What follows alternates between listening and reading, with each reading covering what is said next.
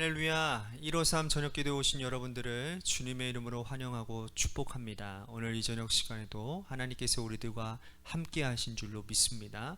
이 시간 우리 같이 먼저 하나님 앞에 찬양하며 나아갔으면 좋겠습니다.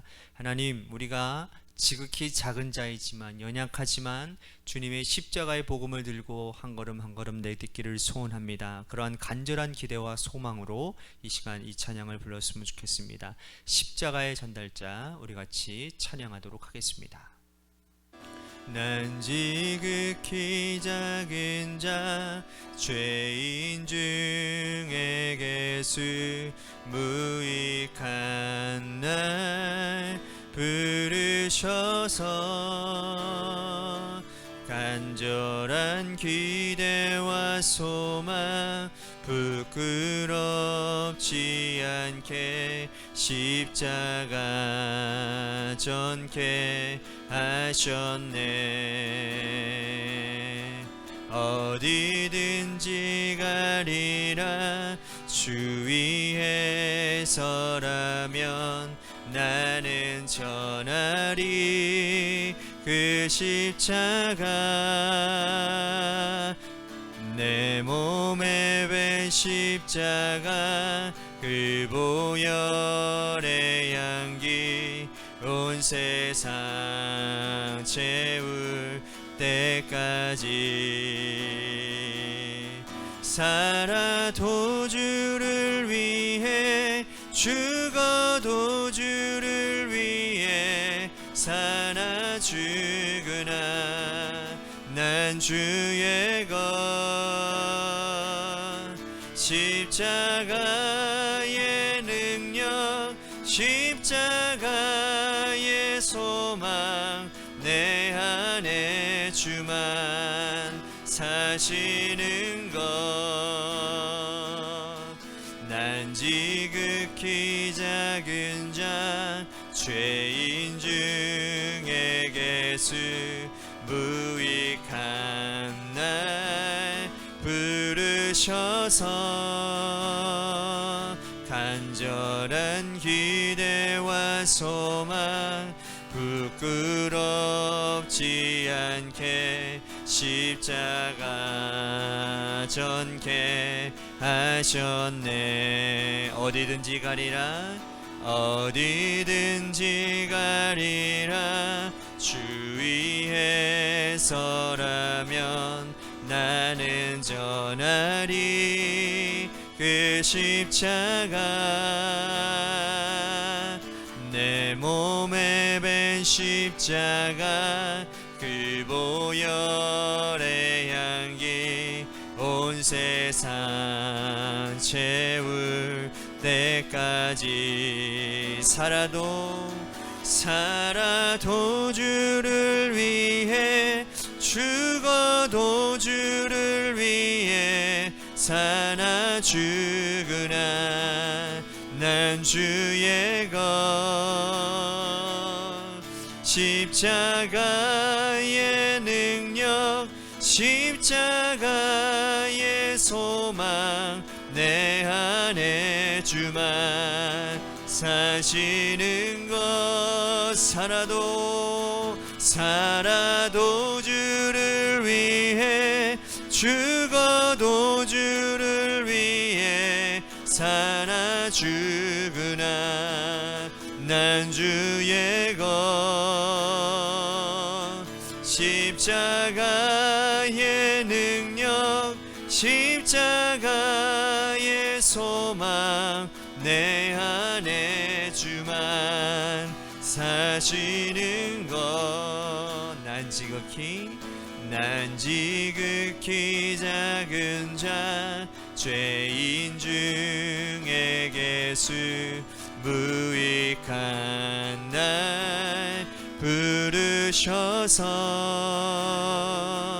간절한 기대와 소망 부끄럽지 않게 십자가 전케 하셨네. 내 사랑 나의 십자가 내 사랑 내 사랑 나의 십자가.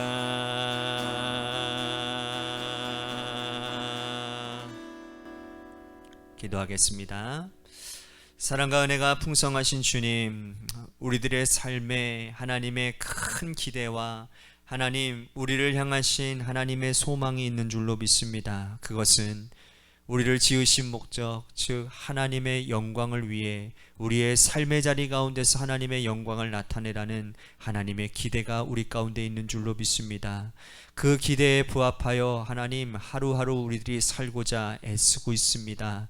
오늘 그 애씀 가운데 위로하여 주시고 또한 힘 주시고 능력 주셔서 그 사명, 그 주님의 부르심에 응답하는 우리 모두가 되도록 인도해 주옵소서.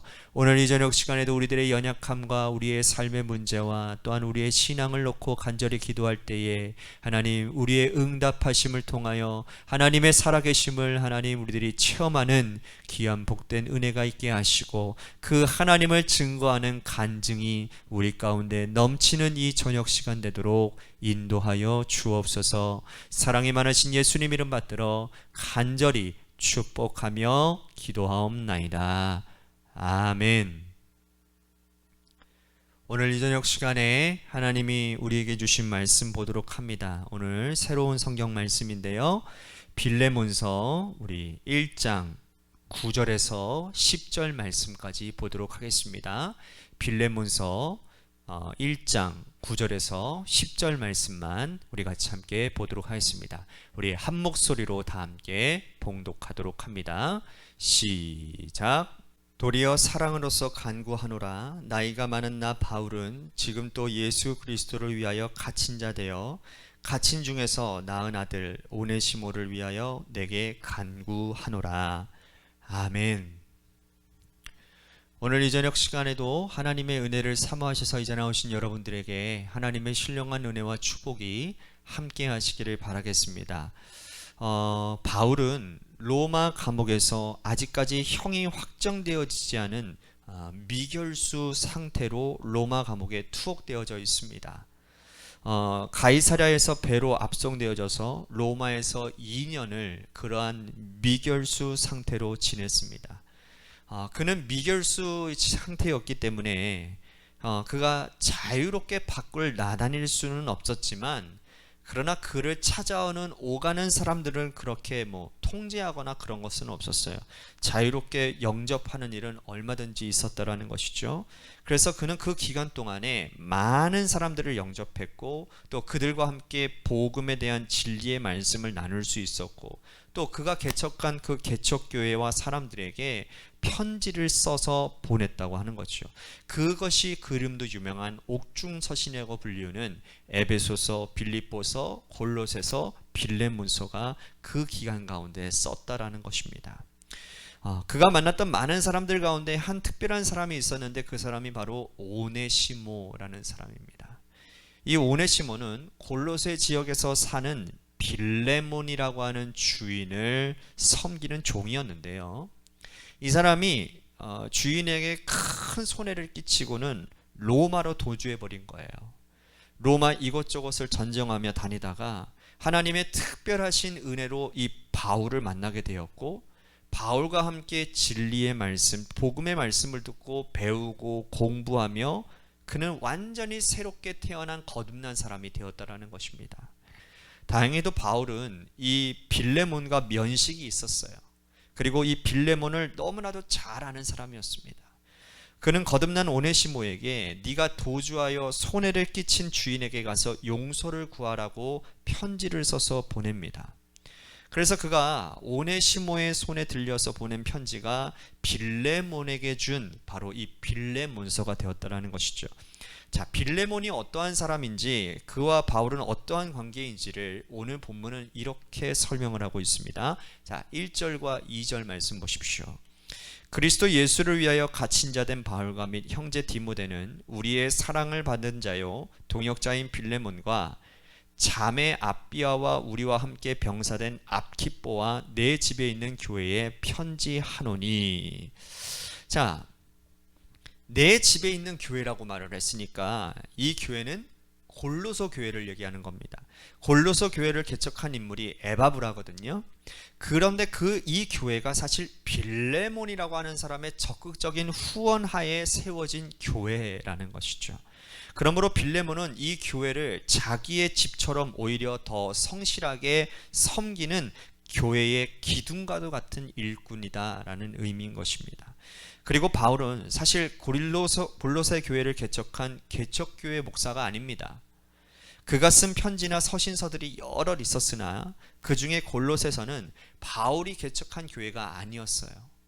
그 교회는 에바브라가 개척을 했는데 그는 빌레몬을 자신의 동역자라고 말하고 있는 것입니다. 이것은 바울이 그와 함께 일한 사람들이 아니더라도 하나님의 일을 하는 모든 사람들을 자신의 동역자로 인정하는 것이었다는 거죠.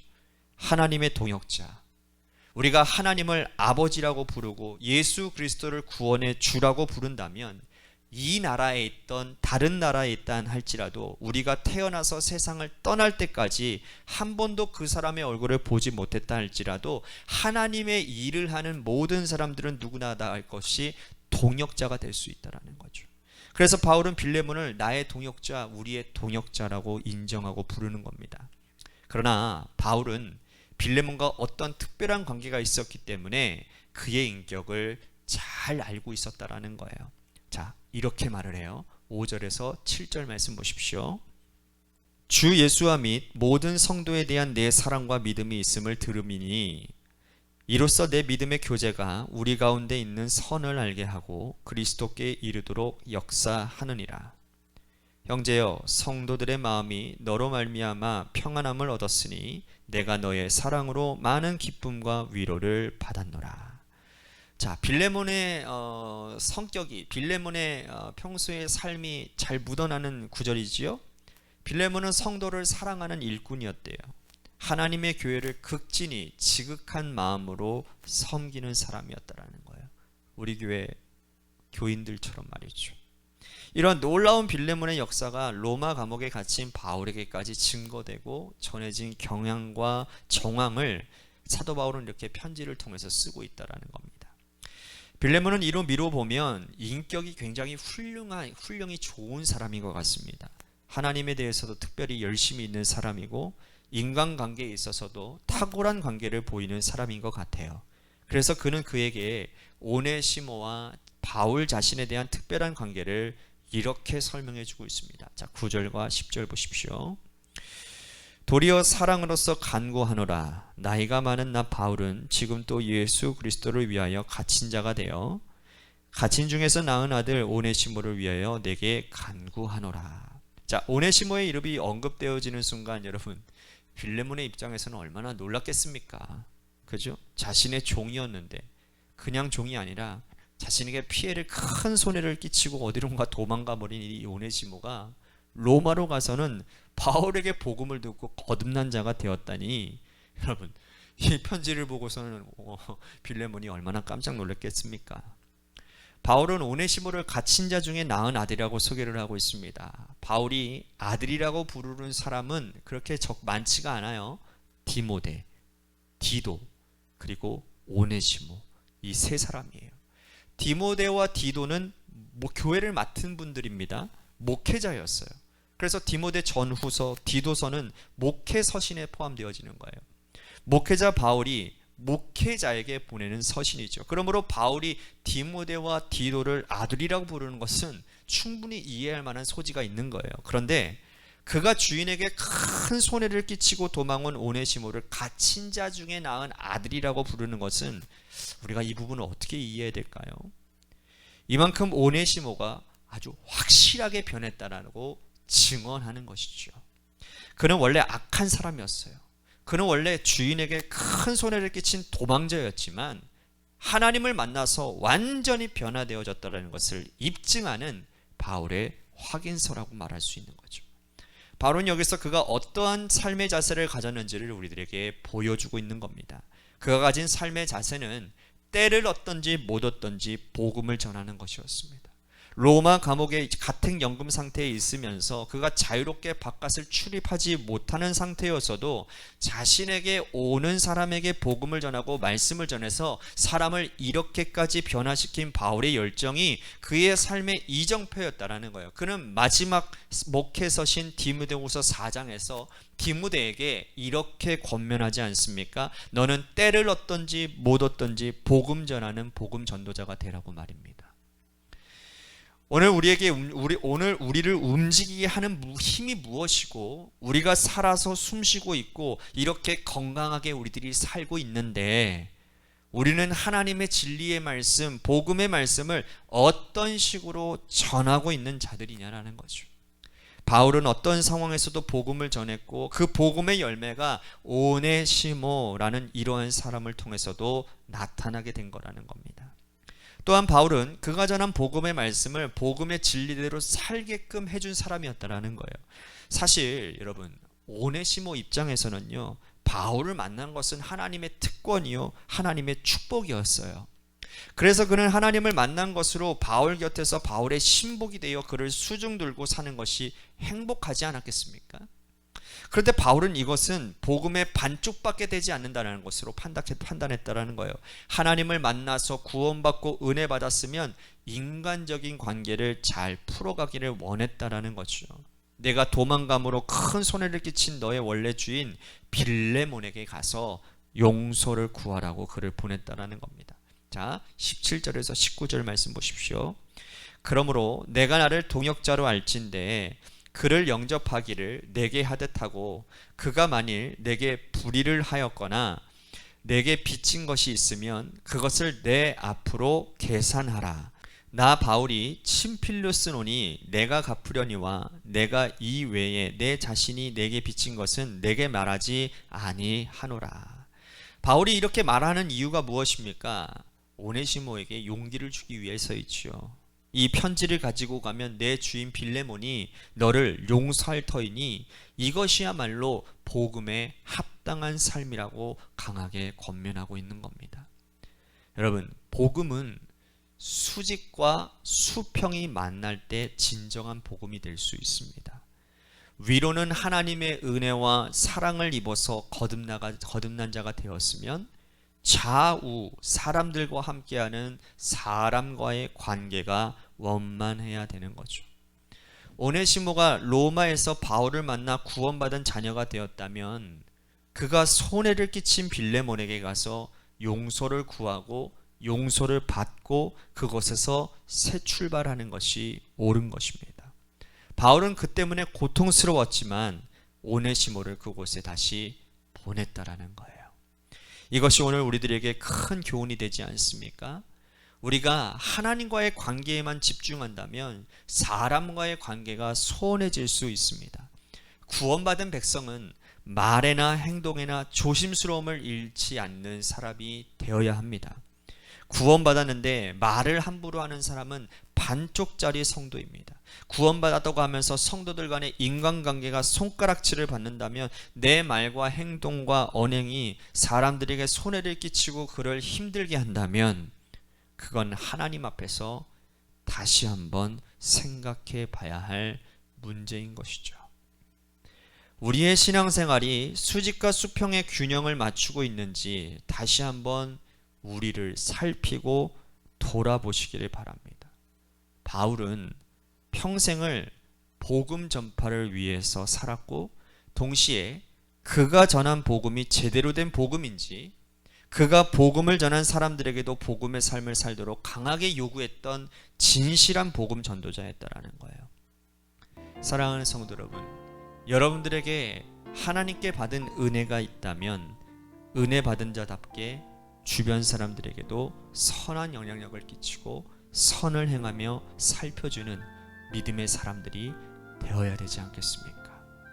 오늘 우리들의 삶의 수직적인 관계, 그 관계 가운데서 우리들이 해결되어져야 될 그런 문제들이 있다고 한다면 오늘 주님 앞에 다 낱낱이 고백하며, 하나님, 먼저 내가 주님께 용서함 받고 그 용서함과 주님의 사랑에 힘입어 나도 하나님 그 관계 가운데서 회복의 일을 하나님 행할 수 있는 힘과 용기를 주십시오 라고 우리 같이 기도했으면 좋겠습니다. 또 한 가지 우리 같이 관악교회를 위해서 기도합니다. 하나님께서 세워주신 몸된 교회가 주의 말씀 위에 터를 세우게 하여 주시고 기도하기에 힘쓰는 교회 되게 하시고 서로 사랑하고 교제하고 또한 봉사하는 일에 또한 이웃을 섬기고 살리는 일에 복음 전도하는 일에 힘쓰는 교회 되도록 인도해 주시옵소서라고 마지막으로 여러분들의 삶의 자리와 여러분들의 자녀들을 위해서 기도하시다가 이 시간 돌아가시기를 바라겠습니다. 우리 같이 노래 끝날 때까지 함께 기도하며 나아가도록 하겠습니다. 기도하시겠습니다.